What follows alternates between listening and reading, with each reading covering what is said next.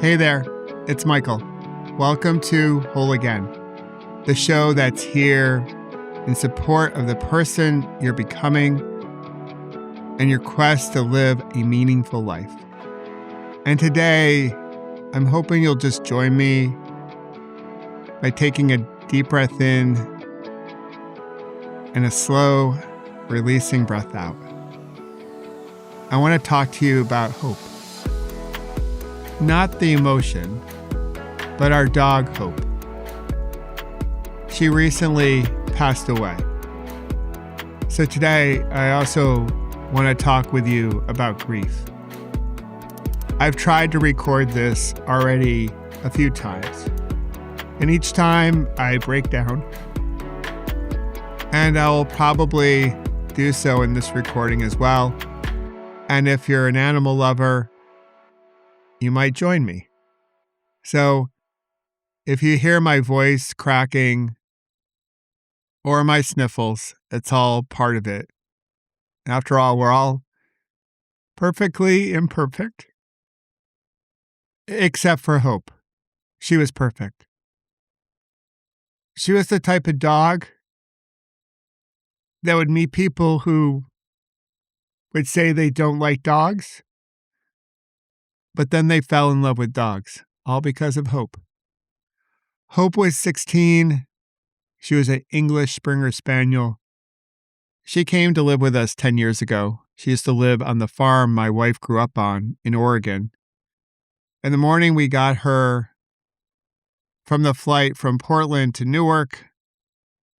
As we were driving home, she was sitting in my wife's lap, but then she walked over to me as I was driving and got into my lap. The rest, my friends, is history. I loved her so much. Throughout our marriage, we've always had Springer Spaniels, and my wife would always say they were the perfect breed for me. They were so very hopeful.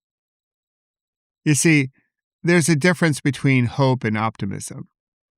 With hope, you take action to create the future that you wish for, that you hope for.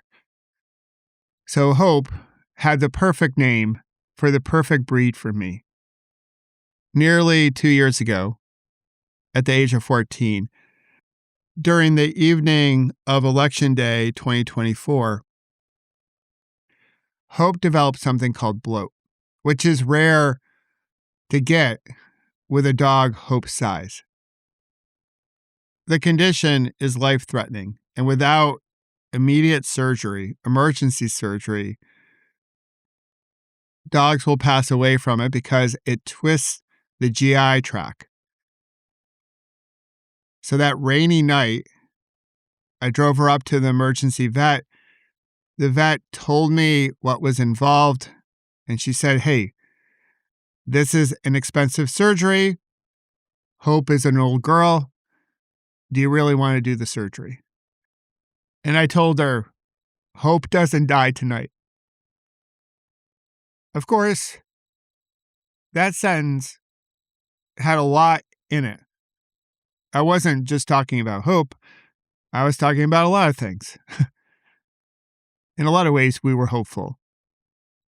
But I was like, Hope is not passing away now. I wasn't ready. And somehow, that girl pulled through. I wasn't ready back then to lose her. And even though her body was tired and it was her time, last week I wasn't ready to lose her either. I'm not really sure when or where I heard this or actually read this. Someone shared, dogs don't break our hearts by mistake. They break them by design. And all this year, my heart has been slowly breaking until we had to make the tough decision to compassionately put her down. Then my heart really broke. And before I go on, I should say that we're a household of animal lovers. We love cats and we love dogs. although I tend to be more of a dog person than a cat person. But last month, we also lost, actually, my youngest lost one of her cats suddenly.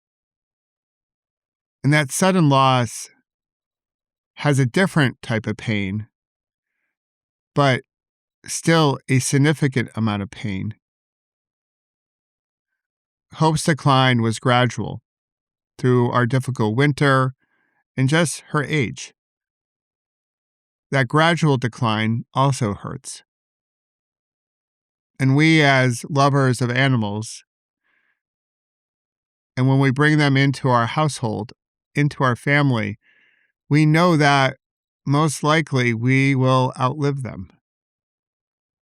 Now, cats are a little bit different. I think maybe their love could be conditional. Who knows? I don't know. That's a little bit of our joke in our household. Again, we love cats. But with Hope, with all of our dogs, they don't calculate love. They're not keeping score. Now, I will say with Springer Spaniels, that song that says, if you can't be with the one you love, love the one you're with, definitely comes to mind. I do believe if a complete stranger had a big steak, they might love that complete stranger. But Hopi girl, she didn't measure it. She just showed up loving. She was so gentle and patient. Again, she was the type of dog that would meet people who would proclaim, I don't like dogs. And she would win them over. And they're like, oh, I didn't realize a dog could be as good as Hope. And a few of them actually now have dogs in their house, which years ago, I never thought that would happen. I'm talking about some of our friends. We perfectly imperfect humans as we are, and I'm including myself in what I'm about to say next. It's pretty easy for us to put conditions on our love. And we have a tendency of keeping score. I'll open up if you open up. I'll meet you halfway if you meet me halfway. Last week, I took out the recycling. Now it's your turn. Often we have a playbook that actually prevents us from truly connecting with other perfectly imperfect humans. Hope never had a playbook. She just showed up, loving, with presence. And as you know, I use Kinstugi here as a metaphor. And I feel our Kinstugi wisdom can be helpful in moments of loss, moments of grief. Maybe it's just me, but Kinstugi teaches us that as we try to build or create a meaningful life, it doesn't come trying to pretend that we're not hurting, or we have never had moments where we feel the suffering of something breaking, like our hearts. A meaningful life comes from loving without the armor, without the protection. It comes from showing up fully, like Hope did. Some of my favorite memories with her were during our evening walks. We would go down to the field and she would flush the geese. And when she circled back, she had this big grin on her face as she's panting due to her chase, or how she rode shotgun in our RV as I cycled across America from Astoria, Oregon to Washington, D.C. in 2022, and my wife drove our RV that we called Maisie. She had the windows down, and the air would flap her gorgeous ears, and she would snuggle up in our RV bed Cruise America claimed it was a queen-size bed. It wasn't a queen-size bed, but Hopi was right there, and it was nearly impossible to get out of bed based on which side of the bed my wife and I prefer. Hope was right there in the center, and I found myself getting up at least once each night because between the hours of 4 and 9, I was really consuming a lot of hydration. So I knew each night I had to get up, and she was just right there. She was simply just being right there. She's not there now. I want her to be there.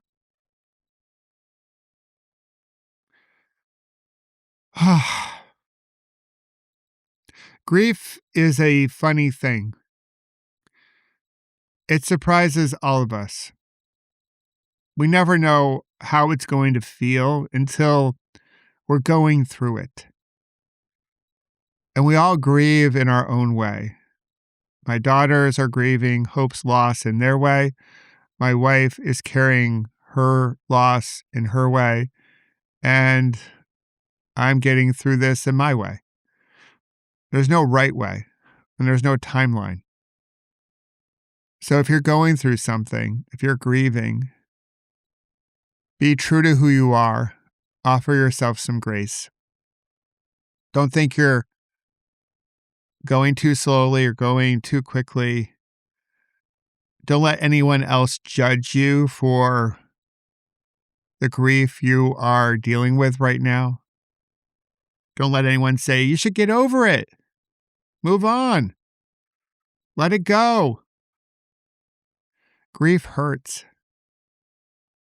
It is an emotion that makes up a meaningful life. So often we try to cling on to all the good emotions and we try to push away all the bad ones. It's natural. We're human after all. But the way to get to who you're becoming, the way to create a meaningful life is to open up and feel all the feels, as the kids would say. Feel all the emotions. Each emotion is teaching us something. Even this month of May, it's been some very high emotional pinnacles, some great speaking engagements for me professionally. People seem to enjoy the new series, A Perfectly Imperfect Union, that I'm presenting, and I started this month. So there's so many wonderful highs. We celebrated our 32nd wedding anniversary. We celebrated Mother's Day, and I know my wife is a awesome sauce mom. But we've also had emotional valleys, like losing hope. That's the deepest one. That's the one that hurts the most. But this whole month of May, it's all of life. Life be lifing, as they say. This is how we live a meaningful life, by opening up and not clinging to anything in particular. Some people might say, Michael, come on, Hope was just a dog. And if you feel that way, please call. I'd love to share more with you about Hope. Or I might just smile and nod and say, yeah, maybe you're right. But inside, I'll be thinking, you have absolutely no idea what you're talking about. You don't know me. You don't really know what I'm feeling. And I don't know how you're feeling. No one does.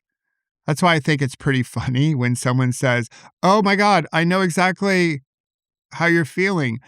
Oh my God, no, you don't. You don't. The only person that knows how they're feeling is the person experiencing the feelings.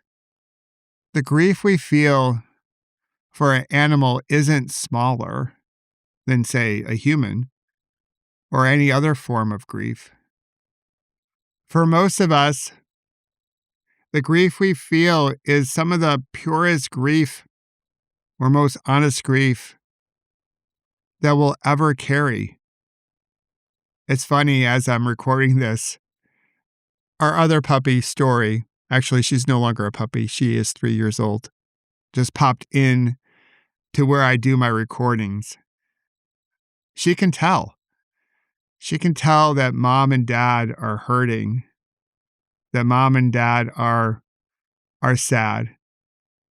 And the interesting thing is that the bond that we have with Story and the one that we had with Hope and all the other animals that have been part of our home, the bond that we created with them was never built on words. It was built on simply being there. From the sound that Hope's paws would make on our wood floors, or how she would nestle into you and just put the weight of her head on your lap and look up, almost saying, but obviously not saying, you can pet me now. Or how she would pace when she just knew it was time for dinner. I've definitely wondered sometimes if dogs secretly know how to read a clock. And when all of that is gone, life feels a bit more empty. You lose a way of being in life as you go through the grief. One of the truths, or maybe it's a mantra that I live my life by, is that tomorrow is never promised for anyone, for us humans, for all creatures, and even the ones that share our homes. And since tomorrow is never promised, how essential it is to make sure the people in your life know that you love them. It's a way to make sure that we don't take life and those around us for granted.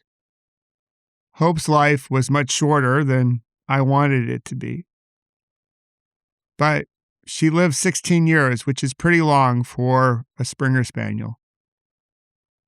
She gave us 10 years of unconditional love. And in my book, that's pretty extraordinary. I could go on, but I don't want to make this episode too terribly long. This is already longer than most of the episodes I share with you. So I'll share these last 2 points. Wherever you happen to be, if you're dealing with grief, whether you're in the middle of it right now, like I am, or you're carrying an older loss, or you're afraid of a loss that is coming, I want you to know that you are not alone in all of this. Some say grief is love that doesn't know where to go yet, but it will find its way. Slowly, perhaps, but it will find its way. And our Kinstugi spirit is one that doesn't pretend that we don't have moments where we feel like we break. I know it's popular out there in the internet to say that you're not broken. I translate that to we're all worthy. That said, we all go through traumatic events. 70% of us will. Or actually, 90% of us will. 70% of us will go through more than one event. I can confidently say I'm in the 70% group. And when we go through something, when we're hurting, we can find a way to heal, to come back together. These moments do shape us in a way. When we welcome all the different emotions shape us in some form or fashion. As I mentioned earlier, they lead to us creating a meaningful life. one where we're not clinging to things or pushing the unpleasant away, but rather we open up to all of it. So again, if you're going through something, I hope you offer yourself grace as you do. And as I mentioned up front, when I told Hope's vet when she had bloat and needed an emergency surgery, when I said, we're doing the surgery because Hope's not dying tonight. Unfortunately, Hope in her physical form has passed, but her spirit lives on. Her energy lives on. So I remain hopeful. And with hope, we take action. We don't just fall into despair. No, that's not what we do. We remain hopeful even though it's hard to find signs for us to be hopeful.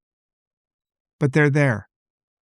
And we can start by how we show up for one another, how we connect and listen to each other, how we extend grace to one another. We can take action that helps others believe in hope. It almost reminds me of all those people who said, I don't like dogs. Or maybe in today's world, I don't feel hope. Until they met hope, and then they fell in love with dogs. And if we can show up with hope's spirit and energy, then maybe all those people who don't feel hope can start to feel hope. And that creates a positive ripple effect.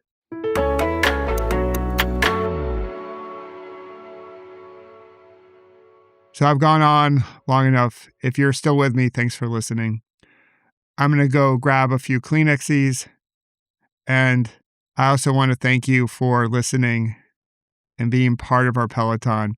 I hope you'll listen to our new series, A Perfectly Imperfect Union, where I'm interviewing everyday Americans like you who are putting a good ripple into the world.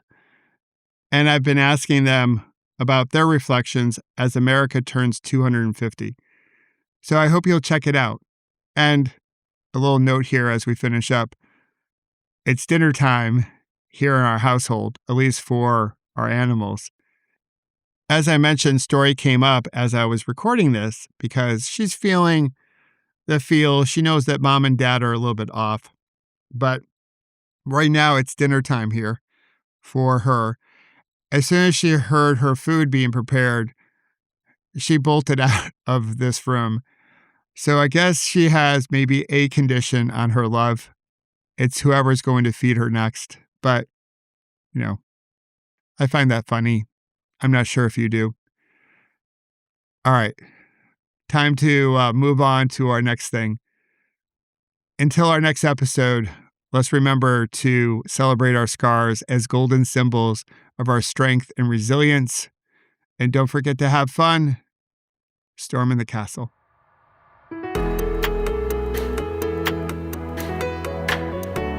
And if you wish to learn more about creating beautiful ripples and how to prevent a bad moment from turning into a bad day, please visit my website, michaelobrienshift.com, and sign up for my newsletter called The Ripple Effect.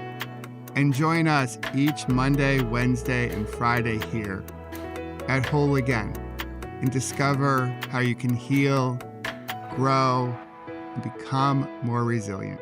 And celebrate our scars as golden symbols of strength and resilience. Until then, remember, you can always come back to your breath. You've got this, and we've got you.